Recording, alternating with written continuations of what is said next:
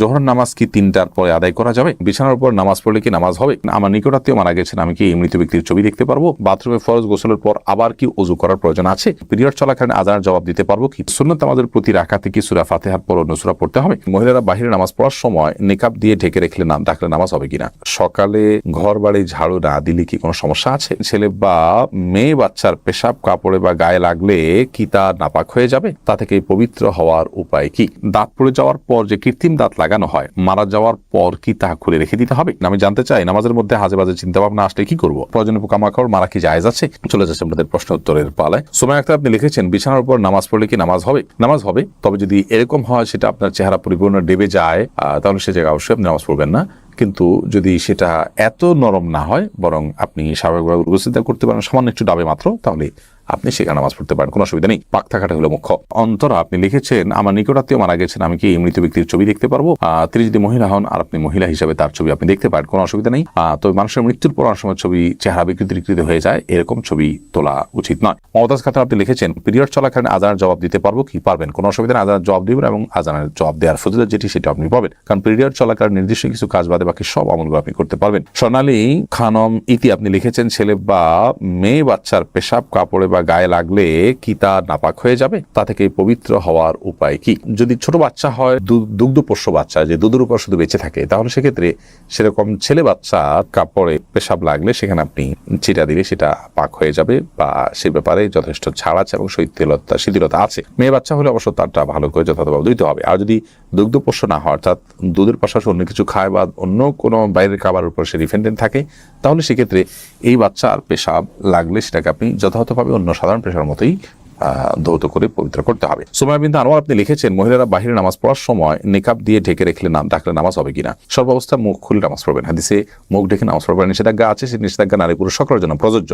তবে কোনো নারী যদি বাহিরে নামাজ পড়তে যান, ধরুন এমন একটা জায়গায় নামাজ পড়ছেন সেখানে পরপুরুষ তাকে দেখে ফেলবেন সেরকম আশঙ্কা আছে, তাহলে সেক্ষেত্রে সে আশঙ্কা থেকে বাঁচার জন্য তিনি কাপড় টেনে দিয়ে বা ঘোমটা দিয়ে নামাজ পড়লেন, সেটা জায়েজ হবে, কারণ পর্দার খাতিরে সেখানে সেটি তিনি করছেন। এসকে রায়হান আপনি লিখেছেন, কন্যা সন্তানের জন্মের পর কি কানে আজান দিতে হয়? আজান সন্তান জন্মের পর, শিশুর জন্মের পর কানে আজান এবং একামত দেওয়ার বিষয়টি বিভিন্ন হাদিসে বর্ণিত হয়েছে। যদি হাদিসগুলো সনদ এবং সূত্রের দিক থেকে খুব বেশি স্ট্রং এবং শক্তিশালী তা নয়, তারপরেও আমলযোগ্য। বিন বাজ রাহিমাহুল্লাহ বলেছেন যে আমল করা যেতে পারে। আব্দুর রহমান আপনি লিখেছেন, দাঁত পড়ে যাওয়ার পর যে কৃত্রিম দাঁত লাগানো হয়, মারা যাওয়ার পর কি তা খুলে রেখে দিতে হবে? কৃত্রিম দাঁত যেটা লাগানো হয় এটা মূল্যবান হয়ে থাকে, হয় রূপার নয় কোনো একটা মূল্যবান পদার্থের, তো সেটা খুলে কোনো একটা কাজে লাগাবেন, সেটা মুর্দার সাথে কবরে দেওয়ার কোনো যৌক্তিকতা নেই। মুজাম্মেল চৌধুরী আপনি ইউটিউব চ্যানেলে প্রশ্ন করেছেন, সুন্নত আদায়রত অবস্থায় যদি ইমাম জামাতে দাঁড়িয়ে যান, তখন করণীয় কি? সুন্নত শেষ করব নাকি সুন্নত ছেড়ে দিয়ে জামাতে শামিল হব?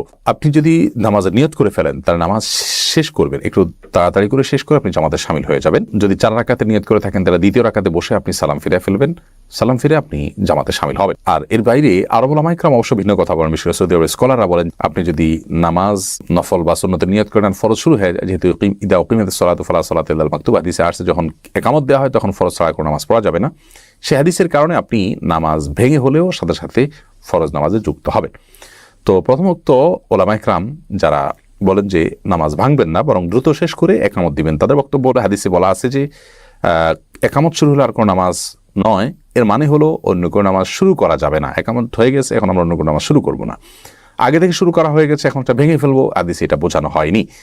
আর এর দলিল হিসেবে একটি আয়াত পেশ করা হয়, লা তুবতিলু আমালাকুম, আল্লাহ বলেছেন তোমরা তোমাদের আমলকে বাতিল করে দিও না, নষ্ট করে দিও না, যার কারণে নামাজ না ভেঙে দ্রুত শেষ করে জামাতে শামিল হবেন। অবশ্য শেখ ইবনে উসাইমিন রাহিমাহুল্লাহ তিনিও বলেছেন যে যদি কেউ দ্বিতীয় রাকাতে থাকে তাহলে না ভেঙে বরং দ্রুততার সাথে শেষ করে তারপরে জামাতে শামিল হবেন। মোহাম্মদ সিমন সরকার আপনি লিখেছেন, প্রয়োজনীয় পোকামাকড় মারা কি জায়েজ আছে? যদি আপনার ডিস্টার্বের কারণ হয় তাহলে সেক্ষেত্রে আপনি মারতে পারেন, ডিস্টার্বের কারণ না হয় নিচক দুষ্টামি করে মারলেন, সেটা আপনার জন্য জায়েজ নয়। মাহমুদ তুষার আপনি লিখেছেন, বাথরুমে ফরজ গোসলের পর আবার কি ওযু করার প্রয়োজন আছে? বাথরুমে ফরজ গোসলের পর যদি সুন্নত পদ্ধতিতে গোসল করে থাকেন তাহলে পুনরায় ওযু করার দরকার নেই, কারণ সুন্নত তরিকার গোসল মানেই হলো শুরুতে আপনি নাপাক দূর করবেন, এরপরে হাত ধুবেন, মুখ ধুবেন, কুলি করবেন, হাত মানে ওযু করবেন, শুধু পাও দাওয়াটা বাকি রাখবেন, শেষে বের হওয়ার সময় পাওটা দিয়ে বের হয়ে যাবেন, তাহলে সেক্ষেত্রে আপনার ফরজ গোসল এবং ওযু দুইটা একসাথে হয়ে গেল। যদি আপনি সেটা না করেন আগে, তাহলে সেক্ষেত্রে আপনি পরবর্তীতে আলাদা ওযু করবেন যদি ওযু আপনার না হয়ে থাকে। এমনি জনি আপনি লিখেছেন, আমি জানতে চাই নামাজের মধ্যে আজে বাজে চিন্তা ভাবনা আসলে কি করবো? আজে বাজে চিন্তা আসলে সেটাকে ভালো চিন্তা রূপান্তর করবেন, পরিবর্তন যখন মনে হবে সাথে সাথে নিজেকে ভর্ৎসনা করে সরে আসার চেষ্টা করবেন এবং এই কসরতটা যত বেশি বাড়তে থাকবেন ইনশাআল্লাহ বিদিনিল্লাহ আপনার এই অসুবিধা থেকে আপনি তত দ্রুততার সাথে বেরিয়ে আসতে পারবেন। এরপরে রাশিদ মাহদি আপনি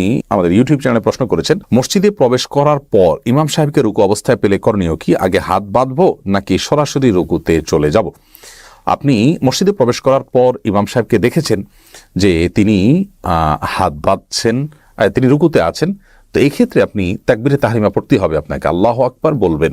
আল্লাহু আকবার বলার পর যদি সময় থাকে তাহলে রুকুর তাকবীর দিয়ে রুকুতে যাবেন, আর যদি সময় না থাকে তাহলে সেক্ষেত্রে এটা না দিলেও চলবে। আল্লাহু আকবার শুধু প্রথম তাকবীরটা দিয়ে আপনি সরাসরি রুকুতে যাবেন। এক্ষেত্রে আমরা বেশিরভাগ মানুষ তাকবীর দেওয়ার পর আবার হাত বাঁধি। এই হাত বাঁধাটা এটা জরুরি নয়, বরং হাত বাঁধতে হবে না, আমাদের আল্লাহু আকবার বলে আমরা ডাইরেক্ট রুকুতে চলে যাব। ধরুন রুকু থেকে ইমাম সাহেব দাঁড়িয়ে গেছেন, তাহলে তো হাত বাঁধার প্রশ্নই নেই। আল্লাহু আকবার বলে ইমাম সাহেব হাত ছাড়া অবস্থায় আছে, আপনি হাত ছাড়া অবস্থায় থাকবেন। আর রুকুতে যদি ইমাম সাহেবকে পান তাহলে আল্লাহু আকবার বলে আপনি ডাইরেক্ট রুকুতে চলবেন। আল্লাহু আকবার হাত বেঁধে তারপর রুকুতে যাওয়ার প্রয়োজন নেই, কারণ হাত বাঁধাটা হলো তখন যখন আমরা প্রথম দাঁড়িয়ে সূরা ফাতিহা এবং অন্যান্য সূরা মিলানোর অপশন থাকে, তখন আমরা হাত বাঁধবো। এর বাইরে রুকুতে গেলে হাত বাঁধার দরকার নেই, শুধু আল্লাহু আকবার তাকবীর তাহরিমা বলেই আমরা রুকুতে চলে যাব। মোহাম্মদ ইমরান হোসেন আপনি লিখেছেন, সুন্নাত নামাজের প্রতি রাকাতে কি সূরা ফাতিহার পর অন্য সূরা পড়তে হবে? জি, প্রত্যেক রাকাতে আপনি সূরা ফাতিহার সাথে অন্য সূরা পড়বেন। জেসমিন আক্তার আপনি লিখেছেন, সকালে ঘর বাড়ি ঝাড়ু না দিলে কি কোনো সমস্যা আছে? কোনো অসুবিধা নেই, ঘর বাড়ি ঝাড়ু দিয়ে পরিষ্কার করার চেষ্টা আপনি সবসময় করবেন, সেটা উচিত। বাট এটা না দিলে যে কোনো ক্ষতি হবে, অলক্ষণ হবে, অকল্যাণ হবে, এরকম কোনো বিশ্বাস মুসলমান রাখবেন না, কারণ হাদিসে এরকম কোনো কথা বলা হয়নি। এমডি ফাহিম আপনি ইউটিউব চ্যানেলে প্রশ্ন করেছেন, জুমার নামাজের প্রথম রাকাত জামাতের সাথে পড়তে না পারলে যোহর নামাজ পড়বো নাকি জুমার নামাজই পড়বো? দেখুন, এক্ষেত্রে বুখারী মুসলিম এক জায়গায় বর্ণনা করেছে একটি হাদিস, নবী করিম সাল্লাল্লাহু আলাইহি ওয়াসাল্লাম বলেছেন, মান আদরাকা রাকাতাম মিনাস সালাতি ফাকাদ আদরাকা সালাহ। যে ব্যক্তি কোনো নামাজের একটি রাকাত পেল, সে ওই নামাজটা পেয়ে গেল। অতএব জুমার নামাজের শেষ রাকাত যদি আপনি পান, একটি রাকাত যদি আপনি পান, তাহলে আপনি জুমার নামাজটা পেয়ে গেলেন। হাদিসের আলোকে বিধায় আপনি আরেক রাকাত একাকি, অর্থাৎ ইমাম সালাম ফেরানোর পর আপনি মাসবুক হিসাবে আরেক রাকাত পড়ে জুমার নামাজকে সম্পন্ন করবেন, জোহর নামাজ আপনি পড়বেন না। আব্দুল্লাহ মুহাইমিন আপনি লিখেছেন, আমি চাকরি করি, আমার বস মহিলা, আমি কি তাকে সালাম দিতে পারবো? নারী পুরুষ একে অন্যকে সালাম দিতে পারবেন কিনা এ নিয়ে দুটি মতের মধ্যে থেকে একটি মত হলো যে আপনি দিতে পারবেন, বিশেষ করে কণ্ঠের মধ্যে বিশেষ কোনো কোমলতা, কৃত্রিমতা সৃষ্টি না করে স্বাভাবিকভাবে সালাম দেওয়া বা নেয়া করতে পারবেন। কারণ নারী পুরুষ প্রয়োজনে কথাবার্তা বলতে পারে, বিশেষ করে যখন কোনো কথা বলতে হবে তো কথা বলার আগে সালাম দিতে হয়, সেই হিসাবে সালাম দিয়ে আপনি কথা বলবেন, এতে কোনো দোষী কিছু নেই। তবে হ্যাঁ, কথার ভিতরে কৃত্রিমতা সৃষ্টি করবেন না, যদি অনেক উলামা কেরাম এটাকে নিষেধ করেন। এরপরে অমিতা আখতার অমি আপনি লিখেছেন, জোহর নামাজ কি 3টার পরে আদায় করা যাবে? এটা ভ্যারি করবে পৃথিবীর কোন জায়গায় আপনি আছেন, এখানে আসর ওয়াক্ত কখন হয় সেটার উপরে। আসর ওয়াক্ত হওয়ার আগ পর্যন্ত আপনি জোহর ওয়াক্ত পড়তে পারবেন। ওয়াসিমউদ্দিন আপনি লিখেছেন, স্বামী মারা যাওয়ার পর স্ত্রী কি তার বাড়ি থেকে বের হতে পারবেন না? এ বিষয়ে শরীয়তের বিধান কি?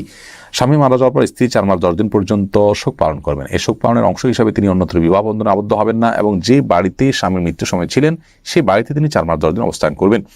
এই বাড়ি থেকে তিনি বের হতে পারবেন না, এর মানে এই নয় যে তিনি ঘর থেকে আর বের হতে পারবেন না, উঠানেও যেতে পারবেন না। ব্যাপারটি হলো এরকম যে ওই বাড়ির যে চৌহদ দিয়ে ওইটা থেকে বের হয়ে তিনি আরেক বাড়িতে যাওয়া, বাপের বাড়িতে, ভাইয়ের বাড়িতে বা কোনো বিয়ে শাদিতে, মার্কেটে, অন্য কোথাও, এটা তিনি করতে পারবেন না। বরং এই সময়টা তিনি নিজেকে ওই জায়গাতে রাখবেন এবং সাধারণ কাজকাম তিনি করবেন। একান্ত যদি নিরুপায় হন, অসুস্থ হয় বা অন্য কোনো কারণ দেখা দেয়, বিশেষ কারণ যেখানে বের হওয়া ছাড়া কোনো উপায় নেই, তাহলে সেক্ষেত্রে তিনি বের হতে পারবেন ওই প্রয়োজনীয় কাজটির জন্য শুধুমাত্র। শশীমণি আপনি আইডি থেকে লিখেছেন, অজু ছাড়া কি সবসময় আস্তাগফিরুল্লাহ পড়া যাবে? যাবে, কোনো অসুবিধা নেই। আস্তাগফিরুল্লাহ পড়ার জন্য অজু আবশ্যক নয়। ওমর ইসলাম সিয়াম আপনি লিখেছেন, আমার মা অনেক রাগী, প্রায় সবসময় আমাকে অনেক অনেক অভিশাপ দেয়, এটা আমার কি কোনো ক্ষতি হবে? আমার করণীয় কি? ভাই ওমর, আপনার করণীয় হলো আপনার মা যাতে আপনার প্রতি রাগান্বিত না হন সেভাবে আপনি চলার চেষ্টা করবেন, যথাসম্ভব তাকে আপনার আস্থায় আনার চেষ্টা করবেন। এর পরেও তিনি যদি আপনার প্রতি রাগান্বিত হন বা রেগে অন্যায়ভাবে আপনাকে অভিশাপ দেন, তাতে আপনার কিছু হবে না ইনশাআল্লাহ বিদিনিল্লাহ। আল্লাহ তাআলা কোরআনে কারীমে বলেছেন যে লা ইউআজ্জিলুল্লাহু আশ-শাররা ইসতিআজালহুম বিল খাইর লাকুদিয়া ইলাহা ইল্লা আয়া। আল্লাহ তাআলা বান্দার মন্দ চাওয়াগুলোকে যদি চাওয়ার সাথে সাথে দিয়ে দিতেন, যেরকম ভালোগুলো চাওয়ার পর আল্লাহ তাআলার সাথে সাথে দিয়ে দেন, তাহলে সেক্ষেত্রে বহুত আগে মানুষ শেষ হয়ে যেত। এই আয়াত থেকে বোঝা যায় যে আমরা ভুল অভিশাপ দেওয়ার পর আবার আমরা ফিরে আসি না, আমার এই অভিশাপ দেওয়াটা ঠিক হয় না। মা বাবা অনেক সময় অভিশাপ দেওয়ার পর তারা নিজেরা আবার সন্তানের কল্যাণের দিক বিবেচনা করে সেখান থেকে সরে আসেন। তো এইরকম যদি হয় তাহলে সেক্ষেত্রে সেই বদ্ধ আপনার জন্য কোনো ক্ষতিকর হবে না ইনশাআল্লাহ বিদিনিল্লাহ। আর দ্বিতীয়ত হলো, অন্যায়ভাবে না বুঝে ভুল বুঝে আপনাকে বদদোয়া দিলে আল্লাহ রাব্বুল আলামিন তো হাকিমুল হাকিমিন, তিনি সবচেয়ে বড় ন্যায় বিচারক। তুমি তো দেখছেন যে আপনার কোনো দোষ নেই, বিধায় আল্লাহ তাআলা আপনাকে এর থেকে হেফাজত রাখবেন, কোনো ক্ষতি আপনার হবে না। তবে আপনার জায়গা থেকে চেষ্টা করতে হবে যে মায়ের প্রতি যেন সর্বোচ্চ সুন্দর আচরণ এবং ভালো ব্যবহার আপনি করতে পারেন। আমার আম্মার কবরে বড় বড় গাছপালা হয়েছে, তা কি কাটা যাবে? জি, বিশেষ করে যখন সেটা আবর্জনার পর্যায়ে থাকবে আপনি কেটে সেটাকে পরিষ্কার করতে পারেন, কোনো অসুবিধা নেই।